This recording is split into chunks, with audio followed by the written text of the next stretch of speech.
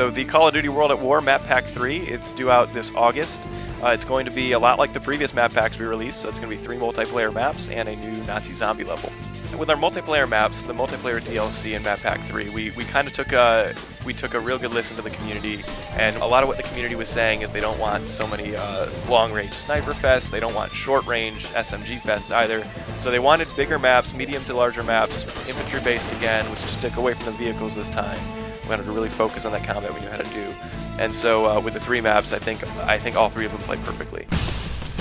For starters, Breach. It takes place in Berlin. It's going to be Russians versus the Germans. It's a very large map, very wide open, but it is urban. It is there in Berlin. There's a lot of little buildings you can go into, a lot of nooks and crannies and hallways you can get up onto. There's a great amount of verticality pretty much on either bases. You're always going to have some sort of a building structure or rooftop that you can get on top of and look over the enemy base. Battery takes place on a fortified island out off the coast of some unspecified international waters. It's not a boat, contrary to some popular belief. A lot of people look at it and they're like, are we on a big ship? No, it's actually an island. This level is larger than Subpens, but it is probably the smallest one in this map pack. What's really great is rather than having to assault through the front door or through a hallway or corridor into the structure, you can actually many times climb right up the face of this 40-degree angle slanted wall and then climb right in through the windows. So it creates almost this infinite point of penetration for the players, which is going to keep the team, particularly who's inside the facility, constantly on their toes. The final map is called Revolution. It takes place in this big industrial facility. It's actually a distillery, so you're going to have lots of canisters and boiler rooms and giant water towers, lots of pipes. What's great about Revolution is you're going to have excellent sniper positions. So one of the intersections in the map, you have two different roads that you can look down when you're going to be defending your flag. If you're going to be sniping down one road, this side of the street is going to be a flank point that's completely open, and you don't have line of sight to that. So while you have line of sight to one street, your line of sight's broken on the other. So either you, as the sniper, need to keep sort of going back and forth like a sentry and keeping an eye on both of them, or you have to have your teammate locking down the other street, or go and place your Bettys or your satchels just in case the enemy tries to flank you.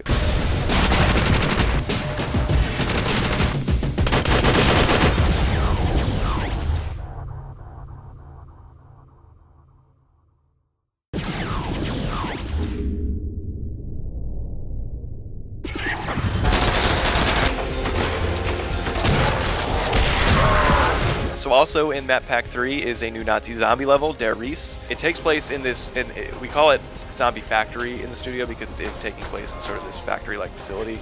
It's very industrial.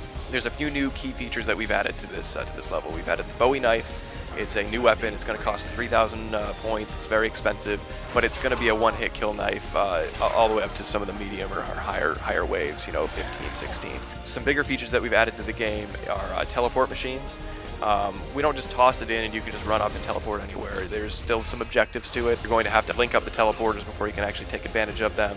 It's going to cost you 1,500 points each time you want to teleport, but it's great. It's a great clutch mechanism if you're ever in a bind and you're completely swarmed. I know we were playing earlier and we were just completely getting overrun, and basically you just say, Mad Dad, teleport, get out of there. Also, any of our weapons, I think it's 16 upgradable weapons now. You're going to be able to upgrade with what's called the Pack-a-Punch machine. So you spend your money, you put it in the machine, it comes back out, and now all of a sudden it's going to fire much more explosive rounds, much more damaging rounds. It might behave differently. If you put the BAR in and it comes out, you actually can run faster with it. So now, rather than opening up the mystery box and you get a Kar 98 and you go, what the hell is this? I don't want a bolt-action rifle. Well, now you actually might want to take that, go right to the Pack-a-Punch machine, and see exactly what that gun does now that it's been powered up. We also upgraded the behavior of the dogs. We introduced some hellhounds in Shinanuma, and so these zombified dogs now are going to behave a little differently. Before, they would spawn in and immediately lock onto you and hone in and sort of charge the player, but now they're going to spawn in sort of random places around the map.